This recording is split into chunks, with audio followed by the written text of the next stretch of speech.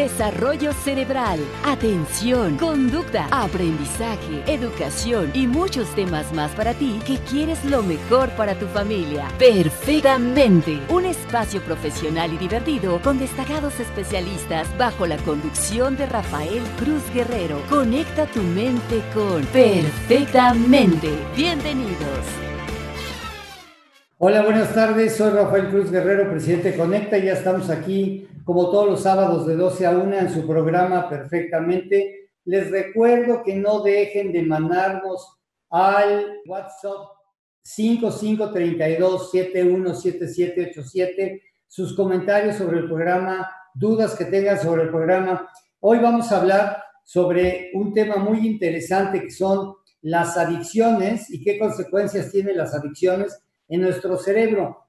Y además vamos a hablar de un tema adicional que es no solo las adicciones a las sustancias tóxicas, sino a otros conceptos como puede ser el comer, el meterse a las redes sociales, ¿sí? Otras adicciones menos identificadas como adicciones, pero que también lo son.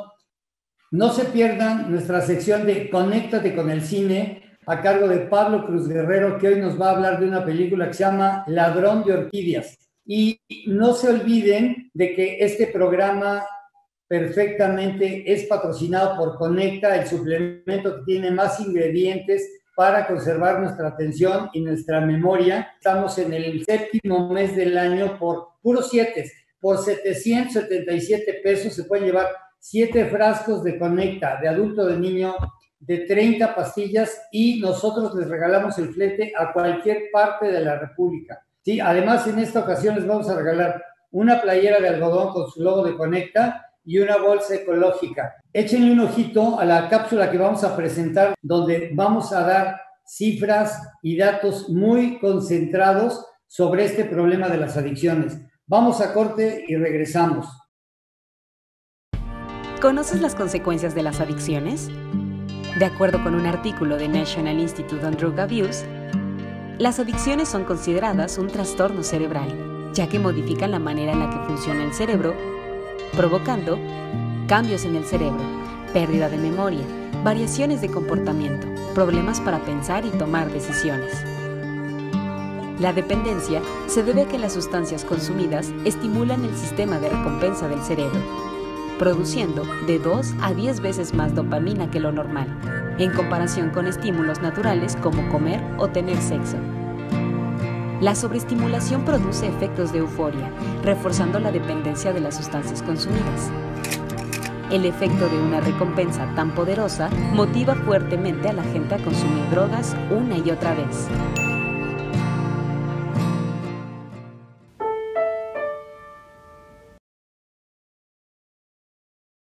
Hoy voy a tener el gusto de entrevistar a 2 mujeres jóvenes e inteligentes, a Penélope Martínez, comunicadora científica y maestra en neurobiología, y a Maribel Delgado, también psicóloga y maestra en neurobiología, que además ambas están haciendo el doctorado.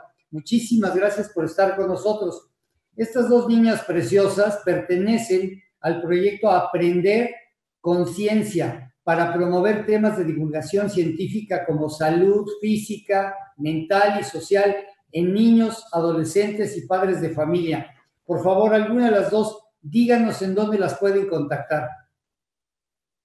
Ok, pues tenemos el correo electrónico que es conciencia.neurobiología@gmail.com, y además tenemos nuestra cuenta en Instagram, que nos pueden encontrar como aprender-conciencia. A ver, dímelas otra vez para que la gente, y muy despacito para que la gente tome nota, porfa. conciencia.neurobiología@gmail.com, y en Instagram nos encuentran como aprender-conciencia. Muy bien, perfecto. Pues tomen nota por si quieren consultar con cualquiera de estas 2 niñas temas sobre los que vamos a hablar. Ellas son expertas en lo mismo y podrán orientarlos. Bueno, recuerden, si quieren mejorar atención, memoria, concentración, aprendizaje, tómense su Conecta todos los días después de desayunar, 2 pastillitas diarias. Y además recuerden que a las primeras 10 personas que hagan su pedido, les vamos a regalar una playera de Conecta, les vamos a regalar una bolsa ecológica y el flete gratis a cualquier parte de la República Mexicana. ¿Sale?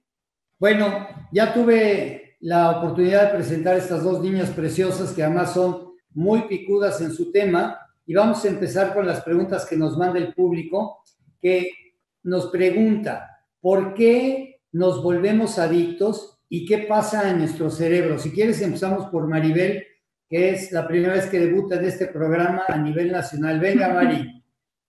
Ok, bueno, pues muchas gracias por la invitación. Al revés, gracias a ti. Bueno, la pregunta es muy amplia. ¿Por qué nos volvemos adictos y qué pasa en nuestro cerebro?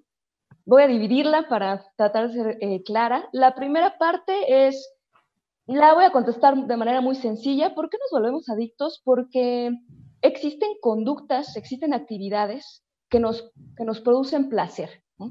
Y eso hace que tengamos efectos recompensantes.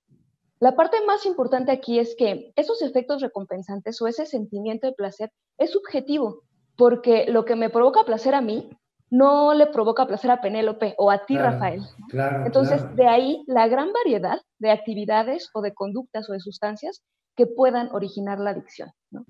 Muy bien, muy bien, muy bien. A mí me gustaría, Oye, perdón, por favor, no, viene. me gustaría agregar algo que creo que es importante resaltar, que es de por qué biológicamente tenemos estas conductas, ¿no? Y es que el origen de estas conductas están en la supervivencia, en que la naturaleza nos hizo que repitamos las conductas que nos resultaron bien, que resultaron exitosas, que nos dieron un cierto placer, y como comer o como reproducirnos o como dormir, descansar, ¿no? Es algo sano para el cuerpo que nos permite sobrevivir, y de ahí surge estos mecanismos en nuestra biología, específicamente en nuestro cerebro, que hace que repitamos las conductas que nos resultan recompensantes, que nos causan algún tipo de placer. Ok, perfecto. Y yo les preguntaría, esto no está en las preguntas del público, esta es una pregunta del conductor para dos niñas que dominan el tema, y a mí se me ocurre...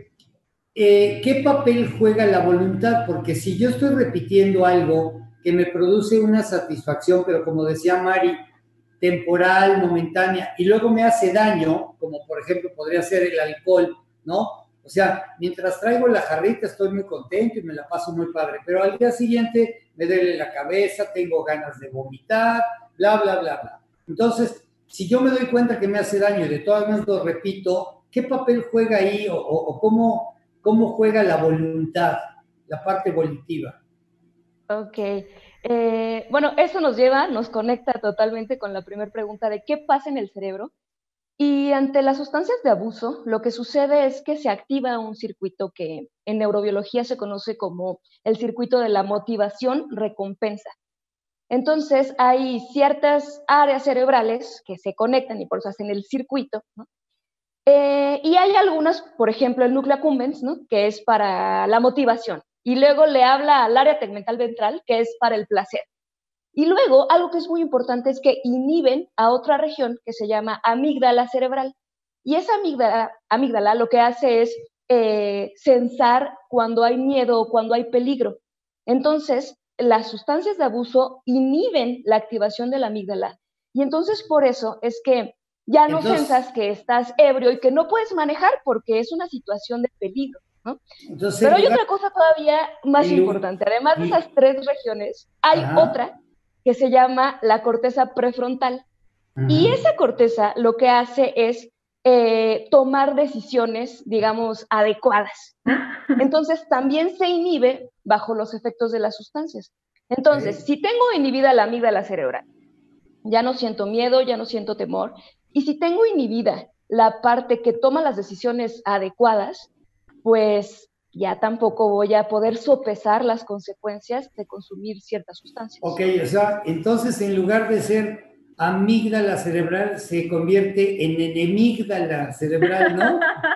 Pues no tanto, porque gracias a que esté activa es que podemos darnos cuenta que hay peligro digamos, de manera normal, sin consumir nada, pues nuestra amígdala nos ayuda a reaccionar de manera inmediata y a evitar pues el peligro, ¿no? Pues eso que acabas de decir me parece muy interesante. Te voy a hacer a ti, Penélope, la siguiente pregunta y les voy a pedir, como siempre, que metan segunda para que nos dé tiempo de contestarle al público lo más que se pueda. ¿Qué factores aumentan los riesgos de una adicción? Bueno, pues hay básicamente son tres: la genética, nuestros hábitos y el entorno social en el que nos desarrollamos y en el que vivimos, ¿no? No. Tenemos una cierta predisposición genética y algunas personas que tienden más a desarrollar adicciones que otras. Sin embargo, no es de los factores más determinantes. Puede uno venir de una familia completamente de adictos y no desarrollar adicciones.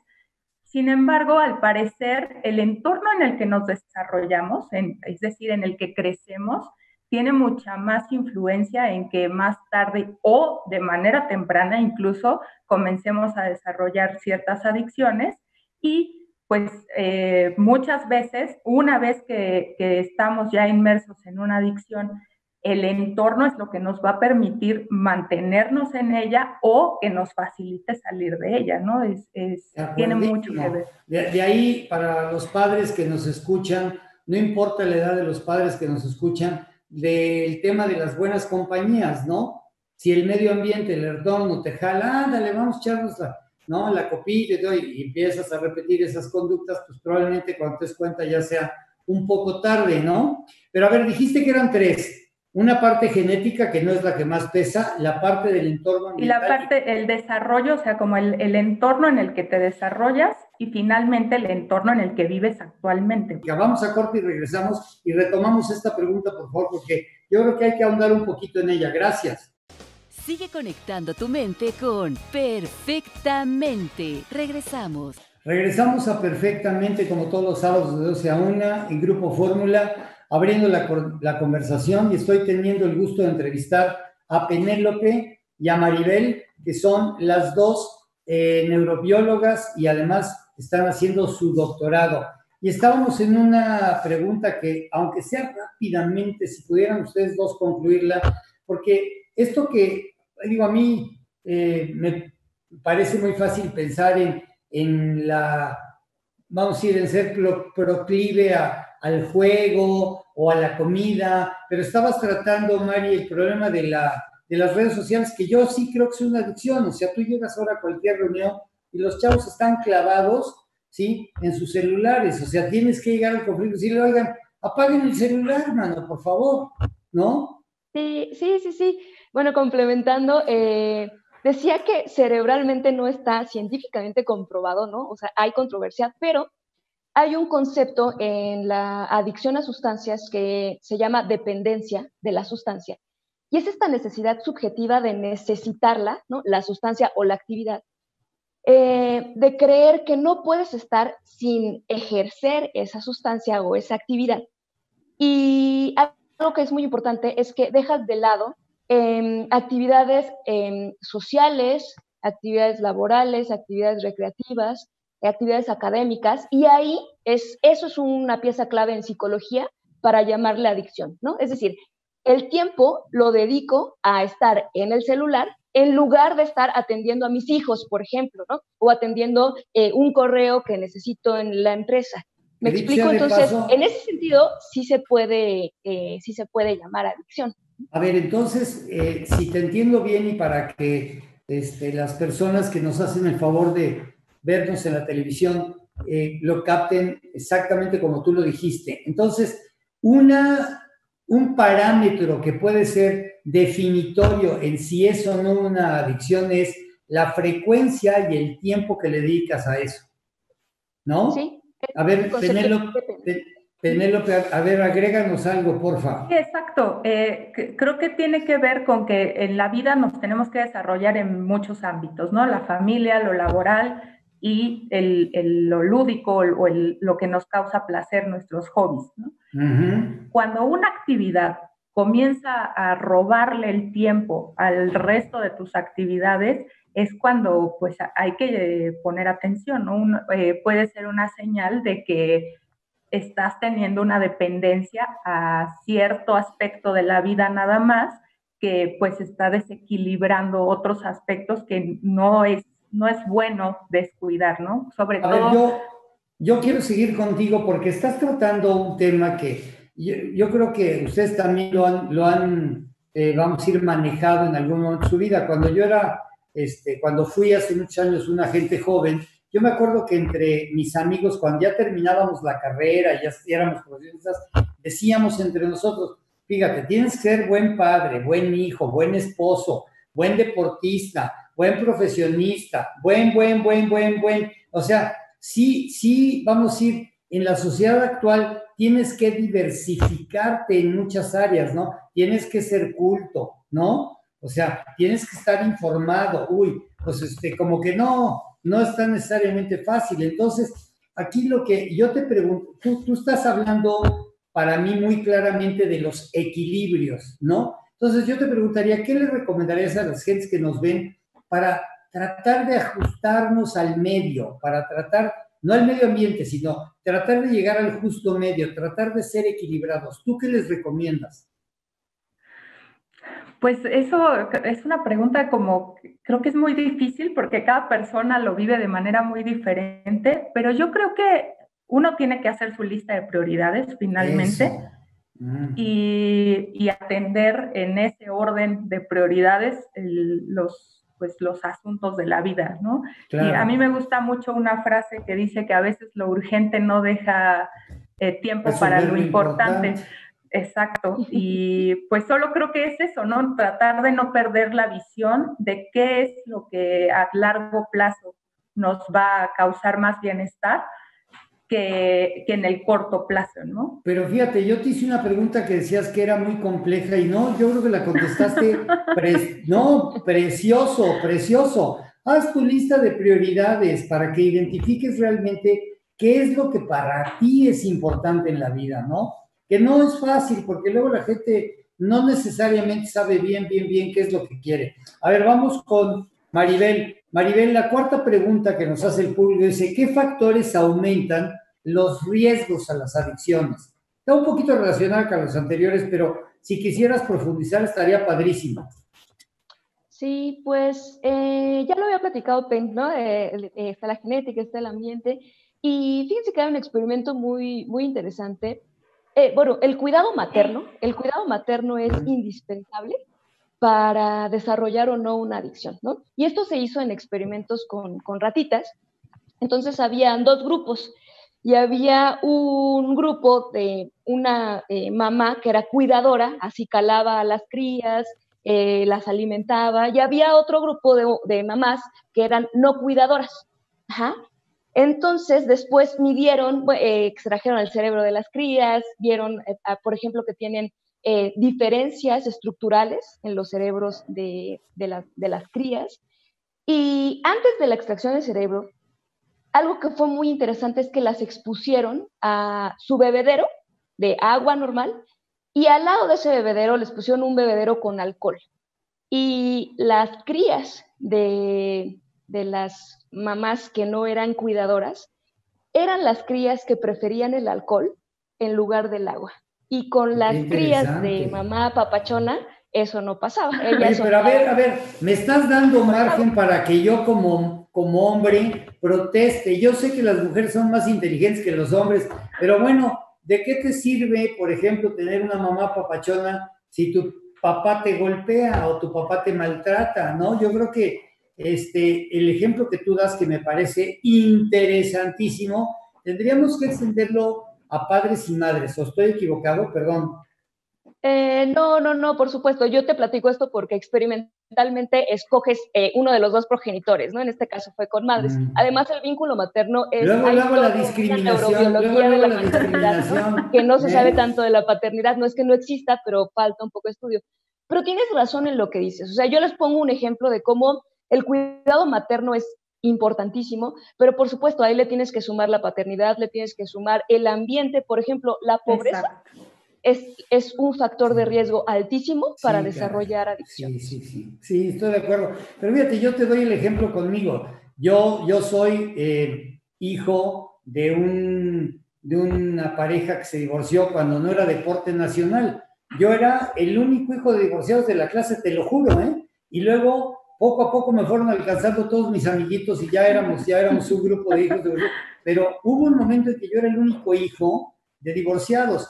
Y la verdad es que sí, si yo te dijera que no, me engañaría a mí mismo. Sí me hizo falta lo que tú dices, el cuidado de un padre, a pesar de que mi madre fue una madre extraordinaria, ¿sí? Pues, por más, mira, a mí cuando una amiga me dice, no, es que yo soy mamá y papá, le digo, no, has de ser una excelente mamá, pero no puedes ser padre también, porque el padre tiene una óptica diferente, ¿me explico? O sea, lo que te enseña una madre es valiosísimo, pero por más que quiera, no te puede hablar como hombre, porque no es. Entonces, puede ser una mamá extraordinaria, ¿sí? Pero la guía y el consejo de un padre tiene otro enfoque muy diferente. Y te lo digo yo, que padecí la ausencia, ¿no? De este personaje del que estamos hablando. Bueno, muy bien. A ver, nos vamos a la siguiente pregunta. Esa es para Penélope. A ver, Pen, como te dice de cariño, ese apócope está peligroso, ¿eh? Pero bueno, dice, ¿qué consecuencias identifican ustedes a largo plazo de las adicciones en nuestro cerebro? Bueno, pues cuando las adicciones son a sustancias, hay que, es muchísimo más claras las consecuencias a nuestro cerebro, porque finalmente estamos integrando una sustancia ajena a nuestro cuerpo que puede causar daños físicos, pues daños estructurales en nuestro cerebro. Pero además, estos daños dependen de dos cosas principalmente. De la edad a la que se empezó a consumir la sustancia, entre más temprano se empieza a consumir la sustancia, mayores riesgos hay de un daño permanente. Y la cantidad, por supuesto, ¿no? Entre mayores cantidades de las sustancias integramos a nuestro organismo, pues hay mayor probabilidad de causar un daño a largo plazo en nuestro cuerpo. Qué interesante. Entonces vamos a decir, serían dos variables las que tú señalas. Por un lado, qué tan temprano ingresas y por otro lado, qué tan intenso es tu disposición o predisposición o consumo.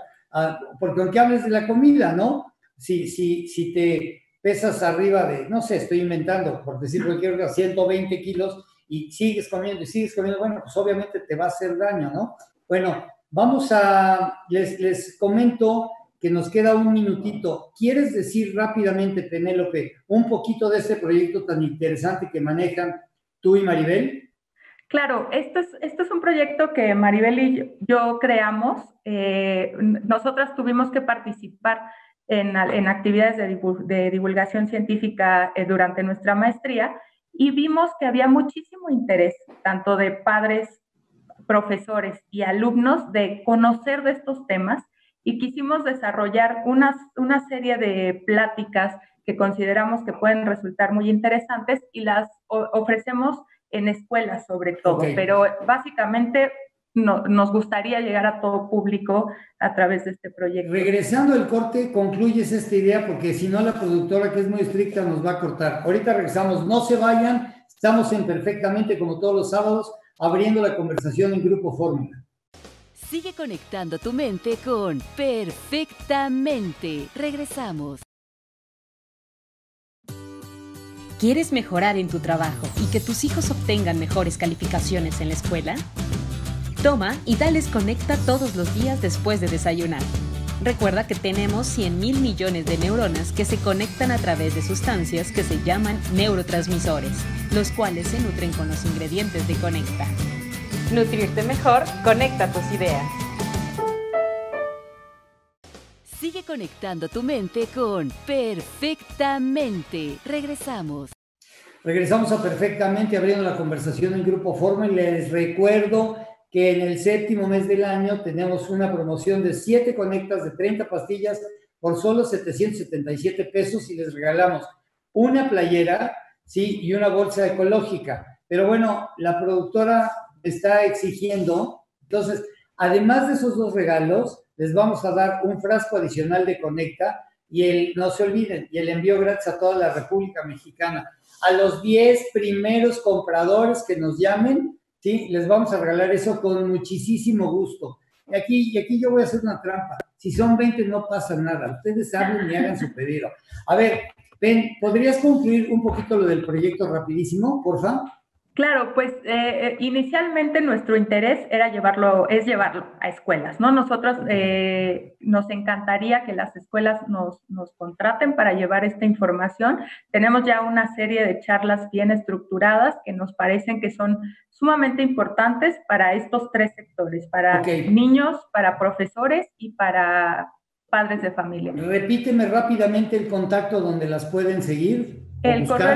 El correo electrónico es conciencia.neurobiología@gmail.com y en Instagram nos pueden encontrar como aprender_conciencia. Ok, perfecto. A ver, vámonos a la siguiente pregunta antes de que nos dé una patada Cronos, pero ahí les va. La siguiente pregunta a mí me encanta porque dice, ¿cómo pueden los padres abordar este tema con los hijos y al revés también? ¿Cómo pueden abordar los hijos este tema con los padres? Porque hay muchos padres que no aceptan que los hijos tienen este problema tan grave, ¿no? ¿Quién de las dos? Venga, a ver, Mari.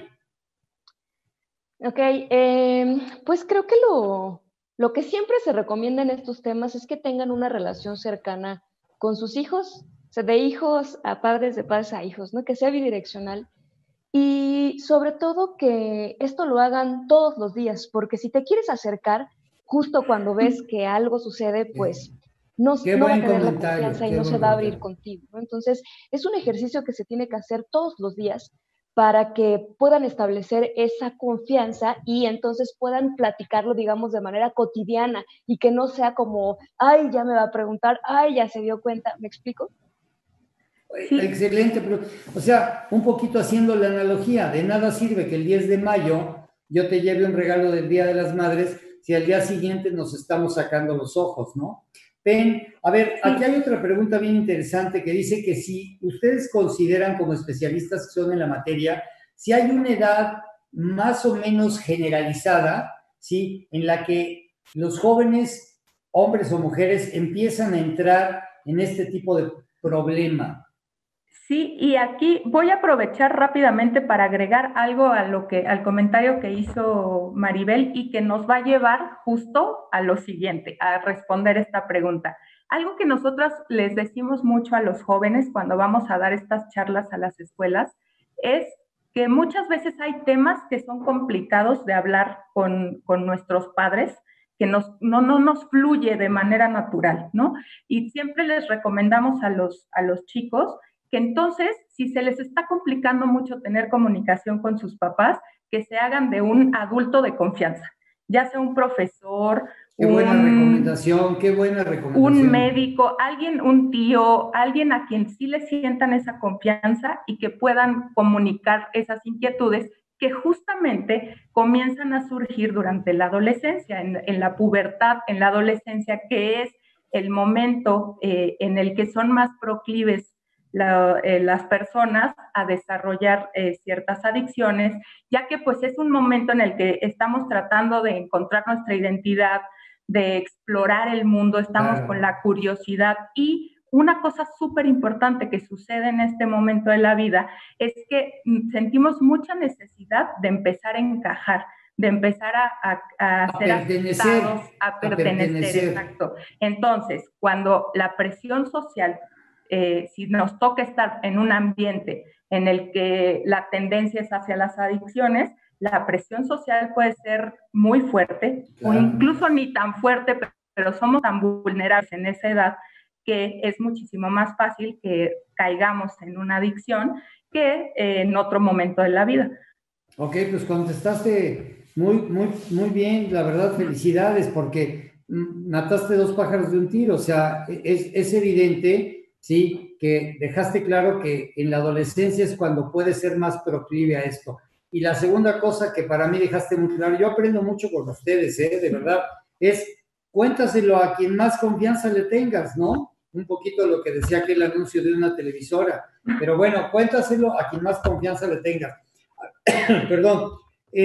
La siguiente pregunta, Mari, dice, se parece un poco a una pregunta que ya hizo alguna otra de las personas que nos llama, ¿sí? Pero dice, ¿qué recomendaciones nos pueden dar para no caer en las adicciones? Viene Mari. Ok.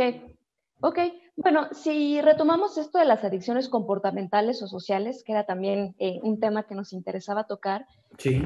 Yo creo que la recomendación es que monitoreen el tiempo que pasan realizando esa actividad, ¿no? Y yo creo que el uso del celular puede ser un ejemplo que todos podemos hacer, el ejercicio en casa, ¿no? Entonces te puedes dar cuenta cuándo tienes el celular al lado tuyo, cuándo comes, en todo momento, y puedes monitorear el tiempo y puedes empezar a reducirlo, ¿no? Entonces, yo lo uso 5 horas al día, bueno, pues mañana voy a intentar usarlo 1 hora menos, o quizá podemos empezar menos, ¿no? 15 minutos menos, porque la verdad es que si tú te tomas el tiempo, te vas a espantar del tiempo que estás frente al celular. De hecho, luego te avisa el cuello que ya lo tienes todo chueco y dices, ¡ay!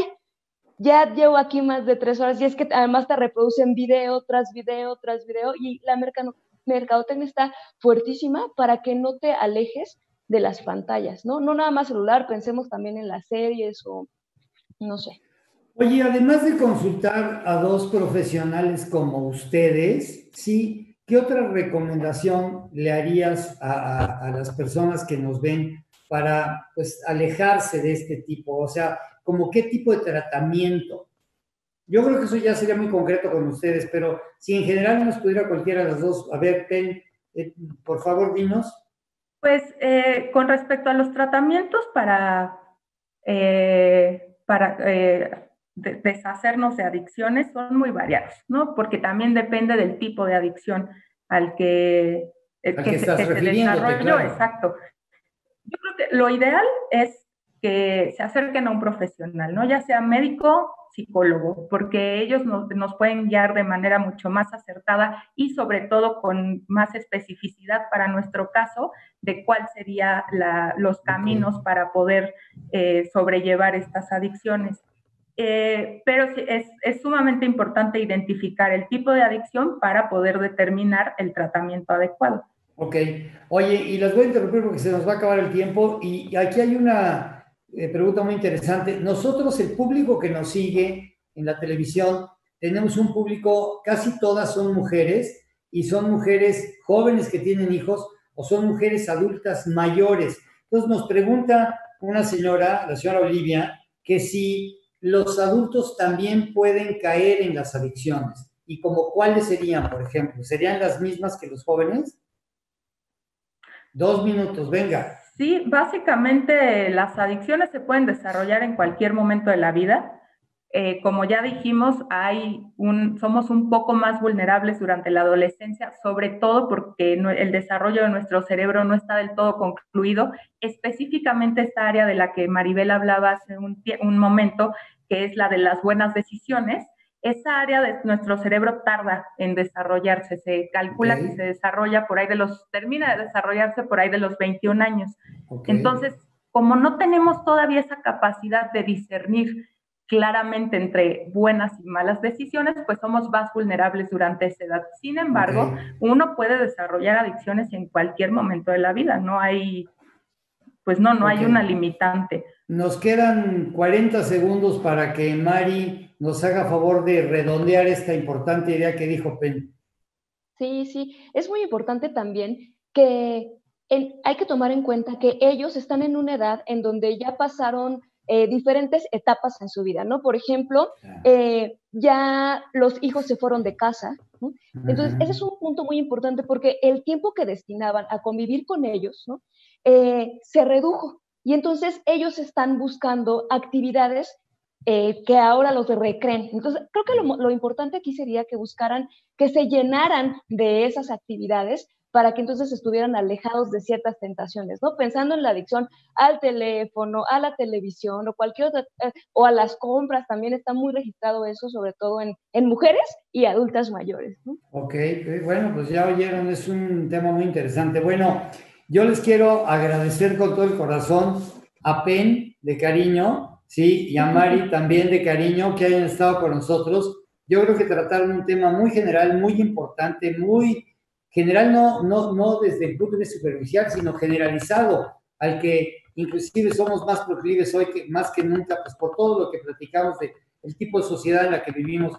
Les agradezco con todo mi corazón. Cuídense, porque todavía esto de la pandemia sigue medio grave, y no se olviden la promoción: 7 frascos por 777 pesos en el 7º mes del año, y sus regalos, que son una playera, una bolsa ecológica, un Conecta adicional gratis y el flete gratis a cualquier parte de la República. No se vayan, porque falta nuestra sección de Conéctate con el cine con Pablo Cruz Guerrero.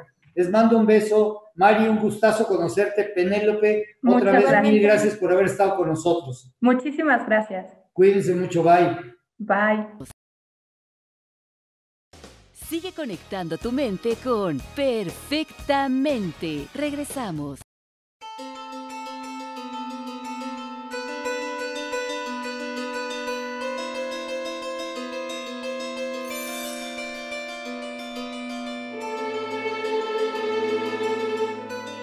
Qué bueno que no se fueron. Ya regresamos aquí en Perfectamente, como todos los sábados de 12 a 1, abriendo la conversación por Grupo Fórmula, y estamos en nuestra sección Conéctate con el cine, con Pablo Cruz Guerrero, que hoy vamos a tener el gusto de que nos hable de Ladrón de Orquídeas. Pablo, bienvenido como siempre. Gracias, mijo. Muchas gracias, Pablo. Pues muy contento de estar otra vez en tu programa, platicando de cine y platicando de temas de la mente y de desarrollo cerebral dentro de narrativas cinematográficas.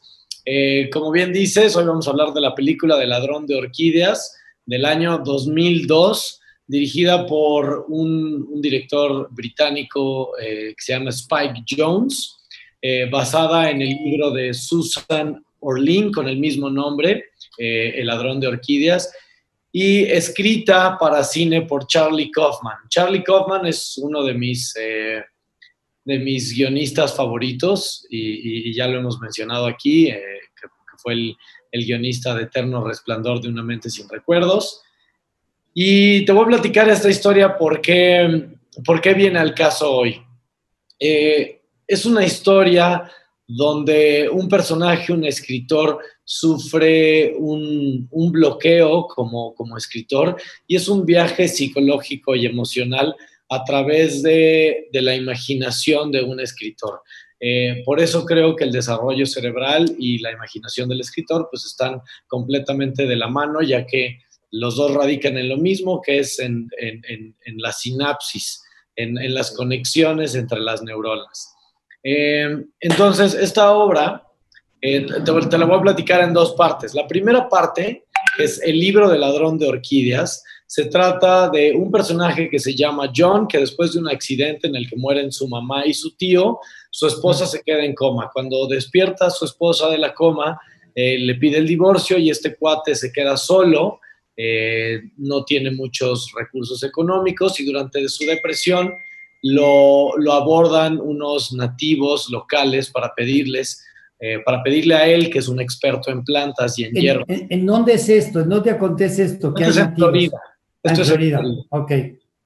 Y le piden que los ayude a encontrar una planta muy específica, un tipo de orquídea que se le conoce con el nombre de Amelia, y que los ayude a buscar esta planta. Y él piensa que, siendo ellos nativos, de estos nativos norteamericanos Seminoles, les dicen, él piensa que es para algún ritual, pero realmente lo están buscando solo para para drogarse, para fines recreativos.